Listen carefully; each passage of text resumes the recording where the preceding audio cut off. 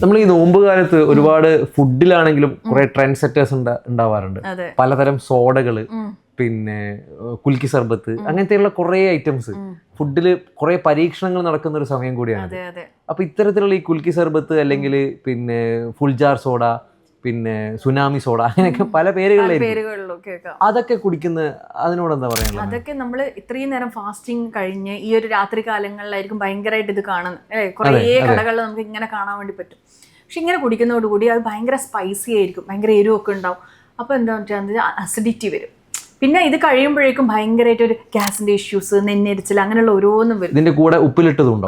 അതും എല്ലാം ഉണ്ടാവും. അതെ. അപ്പോൾ അതൊക്കെ നമ്മൾ മാക്സിമം ഒഴിവാക്കുക.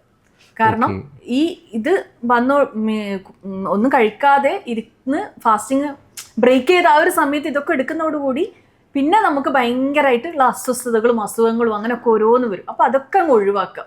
നാച്ചുറൽ ആയിട്ടുള്ളത് നല്ല വെള്ളം കുടിക്കുക, ജ്യൂസ് കുടിക്കുക, നല്ല ഫ്രൂട്ട്സ്, വെജിറ്റബിൾസ്, അങ്ങനെയുള്ളതൊക്കെ ഇതൊക്കെ അങ്ങോട്ട് ഒഴിവാക്കണം.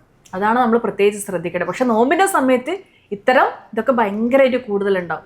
അതുപോലെ തന്നെ ഉപ്പിലിട്ട ഇതൊക്കെ ആണെങ്കിലും ആ വെള്ളം അത് ശരിക്കും പ്രോപ്പറായിട്ട് ഹൈജീൻ ആയിരിക്കണം. അല്ലെങ്കിൽ ഹെപ്പറ്റൈറ്റിസ് പോലെയുള്ള അസുഖങ്ങൾ നമുക്ക് ഈ വെള്ളത്തിൽ കൂടിയും ഭക്ഷണത്തിൽ കൂടിയും വരുന്ന രോഗങ്ങളും കൂടി വരും. അപ്പോൾ ഇങ്ങനത്തെയുള്ള രോഗങ്ങളും കൂടി തടയാൻ വേണ്ടിയിട്ട് ഇങ്ങനെയുള്ള കാര്യങ്ങളൊക്കെ നമ്മൾ ഒഴിവാക്കുക.